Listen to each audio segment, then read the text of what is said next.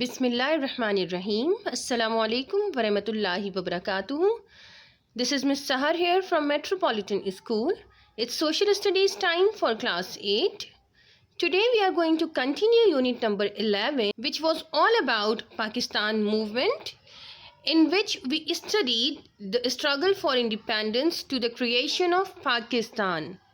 Alright, let's see and review the topics which we covered in our last videos, in which number 1 was formation of Congress, formation of All India Muslim League, Lucknow Pact, Quaid-e-Azam's 14 points, and Allahabad Address 1930. The history of Pakistan movement is so long, it cannot be covered in the 2, 3 or 4 videos beta, but we tried to cover only the main events of this movement. ठीक, हमने 1930 तक के कुछ main events थे जो cover किए इस अपनी लास्ट वीडियोस में, and today we are going to start after 1930. That was the elections of 1937.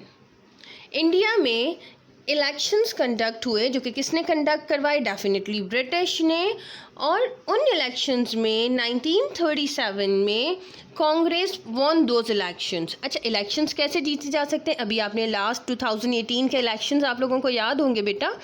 क्या हुआ था उसमें कि एक्चुअली इलेक्शंस में सीट्स, नंबर ऑफ सीट्स होती हैं.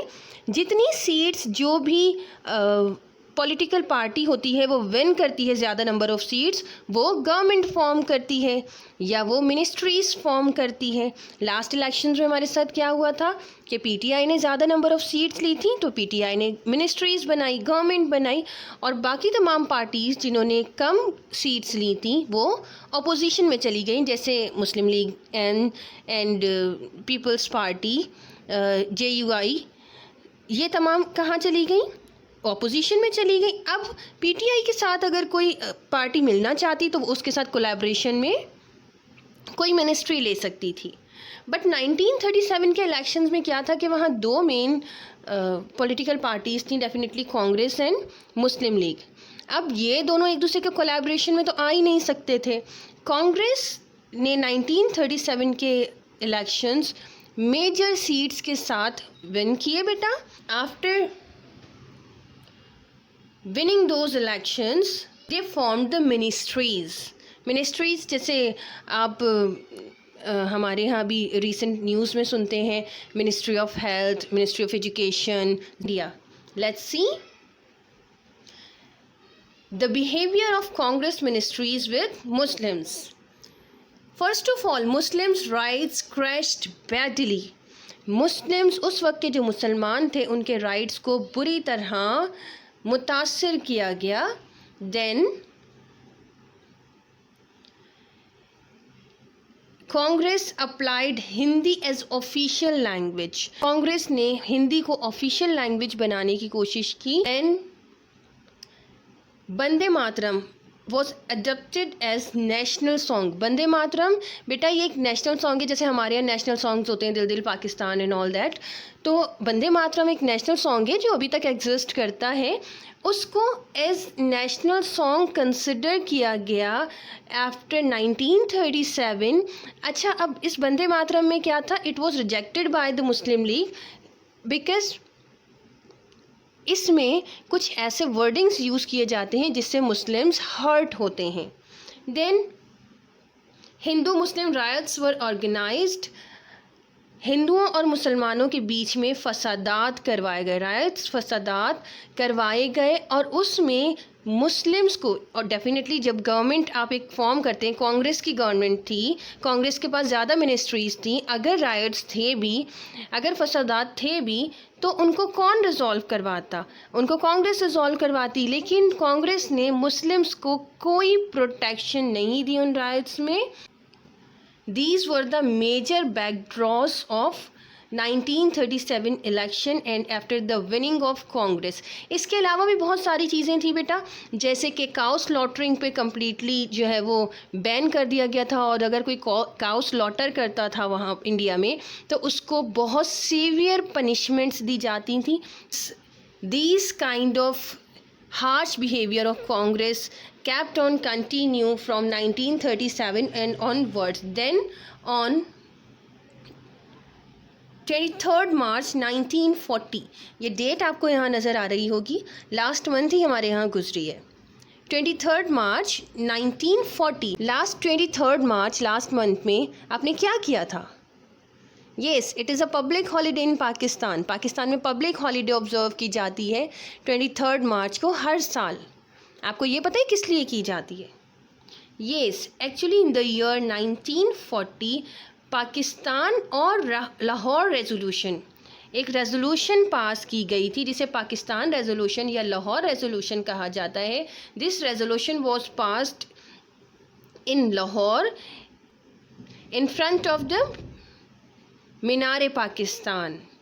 इस रेजोल्यूशन में बेटा फाइनली डिक्लेयर किया गया था that Hindus and Muslims are two separate nations and they can not live together, and Muslim League demanded for a separate homeland for Muslims, यानी कि टू नेशन थ्योरी, दो कौमी नज़रिया, या हिंदू और मुसलमान दो अलग कौमें हैं, एक पर्टिकुलरली प्लेटफॉर्म से एक रेजोल्यूशन पास की गई जिसको तमाम मुस्लिम लीडर्स ने एक्सेप्ट किया, और उसके बाद एक बाकायदा मुहिम या मूवमेंट शुरू हुई पाकिस्तान फॉर्मेशन की, right. Then from the year 1940 and onwards till 1947 Muslims suffered a lot.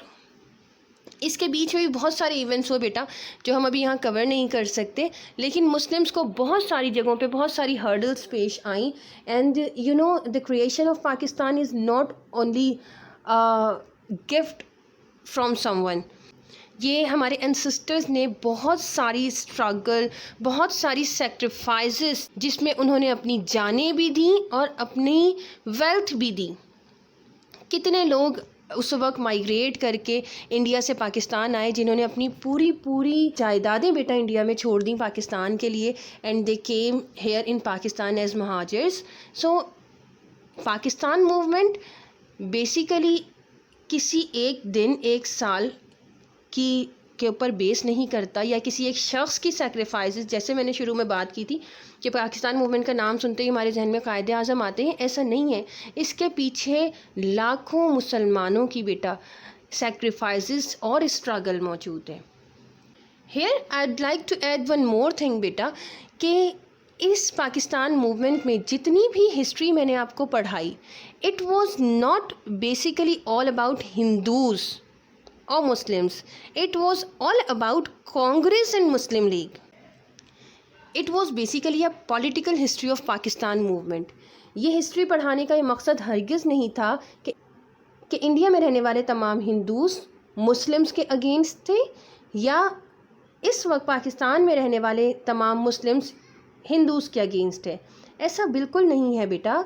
Still हमारी अपनी फैमिलीज़ में हमारे अपने एंसेस्टर्स, हमारी नानी नाना दादा दादी आज भी इंडिया जाते हैं और वहाँ अपने फैमिली फ्रेंड्स से मिलते हैं जो हिंदूज़ भी हैं जिनमें।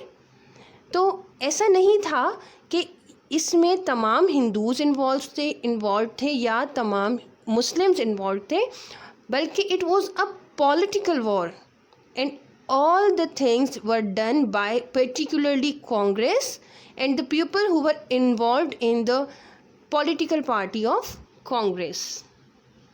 Then finally in the year 1947, the birth of Pakistan, an event in the history took place. It is a cutting of Dawn newspaper which was founded by Quaid-e-Azam Muhammad Ali Jinnah. So Pakistan came into being in the year 1947, 14th August.